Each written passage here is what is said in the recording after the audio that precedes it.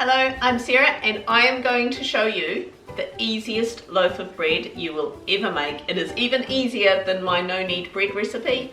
You don't need to wait for it to rise. Within an hour of thinking, I feel like a loaf of bread, you can have a loaf of bread. And most of that time is just in the oven. Just takes 5 minutes prep. Here comes Aston with his beer. Is that the one you're going to drink or is that just the one for the bread? Now, you want beer, you want to room temperature, you don't want it cold. If anything, leave it out in the sun for a little bit. It helps if it is slightly warmish, but room temperature is fine. You do not need to add yeast to this. The yeast is all in the bottle of beer. Hey. 3 ingredients. Beer, which I don't trust Aston with, now I've told him what happens when you shake it. Self-raising flour and sugar. 3 cups of self-raising flour. My husband Clint, he made a loaf of beer bread the other day and it was beautiful. It was so nice. He'd written down what he'd done and it was a bit complicated. It also involved yeast, there was egg, there was milk. It was brilliant, but it's not an easy budget loaf. And that's what I'm going for here. Actually. Ah! Okay, all right. Yep, just pour it in. We'll call that 2.5. Just keep your flour out because you might want to add a little bit more. I'll just show you. Yep, put it in. I'm going to add in, I'm just going to put in 1 tablespoon of sugar.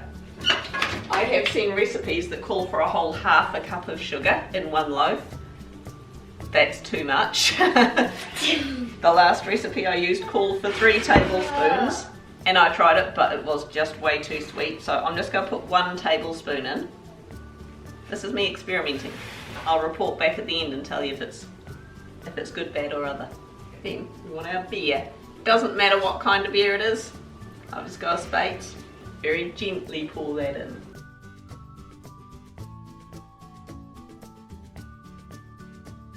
Right, now. Yeah, it's a lot of beer. Now we're going to just gently give that a mix up. Last time I made this, it was actually looking much sloppier. However, we did have a bit of a flour spillage this time. Ah! I blame you, Mum. Oh. You were tipping it in. What I want to do now is just put a little bit of extra flour in, just so that it's not too sloppy to the touch. You don't have to do any intensive kneading, as I say. Just make sure it is all mixed up, so you're not going to get any little pockets of flour or anything like that going on. Go on then, punch the dough. Now I have my oven preheating just on normal bake at 190 degrees Celsius, which is it's about 375 Fahrenheit. Got a loaf tin there. Now that is the empty, just so you'll know. So I'm just going to put a little bit of oil, or you can use butter. Can I go slow? No, you may not go slop. I want to go. So I'm just going to grease that just so, because then the bread just tips out really easy if you can just put something on there to grease the dish. Now you don't have to even make this like a loaf. You could make it like a big circle, just, you know, put the dough literally as is off in the middle of a baking dish. Maybe just cut a couple of little slits in it because it does rise up. And beautiful. But straight in there. Pat it down a bit. Just pat it down so it's, you know, touching all 4 corners of the dish. What is it? Now here's the beautiful thing. You don't even have to leave this to rise or anything. That's it.